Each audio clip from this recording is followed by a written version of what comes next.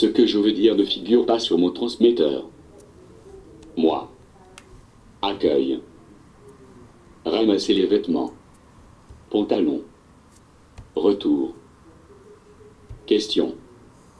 L'innovation et les nouvelles technologies sont primordiales dans le domaine du médical, tant pour les entreprises que pour les patients. Il est vrai qu'apporter un nouveau produit est source de parts de marché nouvelles pour les industriels, mais c'est aussi pour les patients la réponse à un véritable besoin. Proteor, entreprise française implantée à Dijon, est un parfait exemple de société innovante.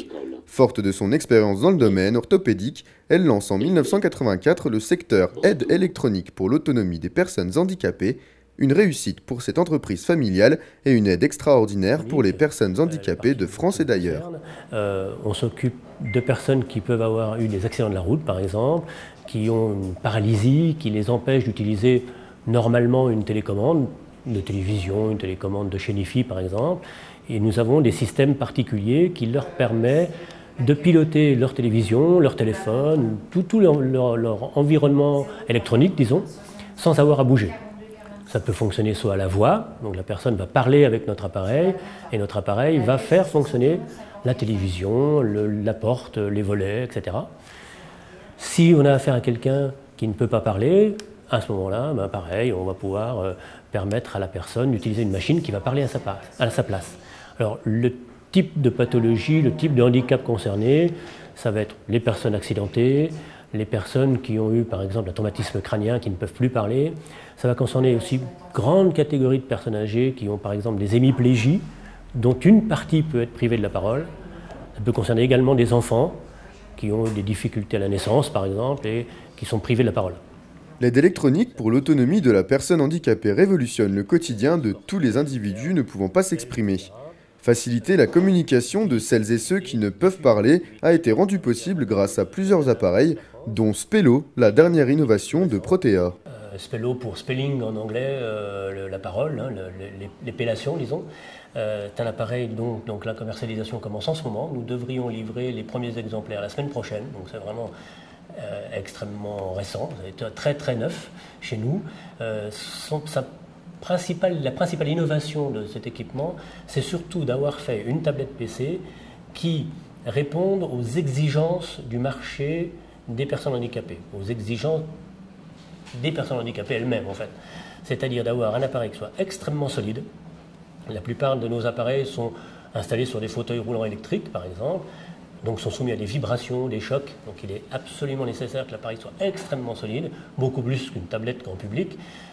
Donc c'est un appareil qui a été conçu mécaniquement pour être extrêmement costaud. Toute l'électronique est enfermée dans une cage métallique, par exemple. Le deuxième point important, c'est que comme c'est un appareil qui sert à la communication de la personne, il faut que la capacité sonore, le volume sonore soit extrêmement important.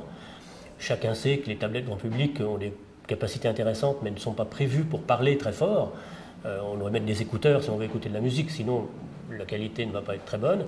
Là, on a mis une puissance sonore dans l'appareil très forte, très importante, pour que même dans la rue, même dans un lieu bruyant, la personne puisse se faire comprendre. Et puis la troisième exigence, c'est l'autonomie des batteries, je veux dire, parce qu'on sait que les tablettes grand public ont besoin d'être rechargées régulièrement. Là, on a mis une batterie avec une très grosse capacité pour permettre à la personne de communiquer toute la journée s'il en a envie, d'utiliser sa tablette en permanence, sans être à un moment donné obligé de la recharger, puisque lui, physiquement, n'aura pas les capacités de le faire. Les appareils comme Spello existent mais ne sont pas encore très utilisés en France, à l'instar de pays comme le Royaume-Uni ou la Suède. Le besoin est pourtant là, mais la population manque d'informations, notamment sur la prise en charge du coût de l'appareil. Beaucoup ignorent en effet qu'un produit comme Spello est pris en charge de 50 à 100%. L'innovation est aujourd'hui dans beaucoup de cas accessible à tous pour faciliter la vie et le quotidien des personnes handicapées. Les nouvelles technologies qui arrivent, pas forcément de notre domaine, mais que l'on voit tous les jours autour de nous, n'ont d'utilité que si elles servent au plus grand nombre. Évidemment, c'est toujours sympathique de s'amuser avec une tablette pour aller sur Internet jouer, par exemple. Mais pour la personne handicapée, elle, ça devient un outil indispensable à son autonomie. Nous fournissons des appareils à des personnes qui ne peuvent pas parler. Sans ces innovations, elles ne pourraient pas du tout communiquer avec l'entourage, ou de manière très rudimentaire.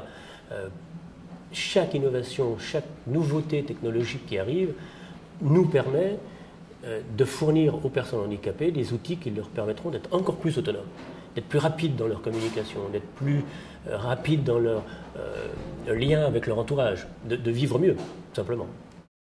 Une réaction? Un témoignage? Commentez ce reportage sur dijonsanté.fr.